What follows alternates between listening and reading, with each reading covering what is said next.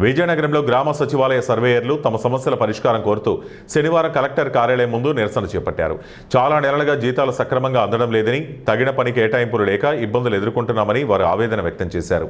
ఈ సందర్భంగా విలేజ్ సర్వేయర్లు మాట్లాడుతూ ప్రభుత్వం వెంటనే తమ సమస్యలు పరిష్కరించి జీతాలు సమయానికి చెల్లించాలని, స్పష్టమైన విధులు ఇవ్వాలని సర్వేయర్లు డిమాండ్ చేశారు. నేను ఒక విలేజ్ సర్వేయర్ని.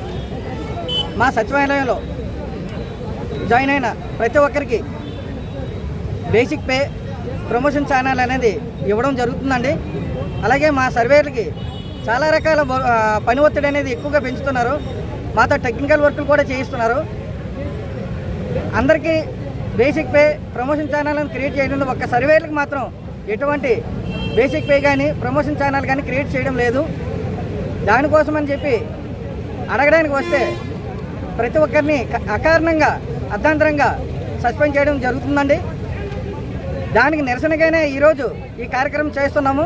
నిన్న కూడా చేసాము, ఇప్పుడు కూడా మౌన ప్రదర్శన చేస్తున్నామండి. ఇప్పటికైనా ప్రభుత్వం మా సమస్యలు గుర్తించి మాతో ఏదైతే వర్క్ చేయించుకుంటున్నారో బేసిక్ పే, ప్రమోషన్ ఛానల్ ఇప్పించవలసిందిగా మేము డిమాండ్ చేస్తున్నామండి. Thank you. నా పేరు అనుష. నేను ఒక గ్రామ సర్వేని. మేము ఇక్కడికి మా సమస్య చెప్పుకోవడానికి వచ్చాం. మాకున్న సమస్య ఏంటి అంటే basic pay and promotion channel. మేము సచివాలయంలో ఉన్న 11 మంది ఫంక్షనరీస్ కూడా అందరికీ బేసిక్ పే అనేది పెంచడం జరిగింది. వాళ్ళకి వాళ్ళ దీనికి తగ్గట్టుగా ఇస్తున్నారు.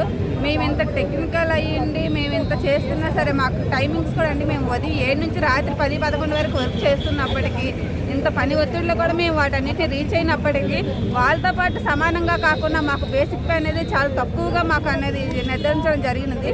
దాని గురించే మేము ఈరోజు కలెక్టర్ ఆఫీస్కి వచ్చి మేము మాట్లాడుతున్నామండి.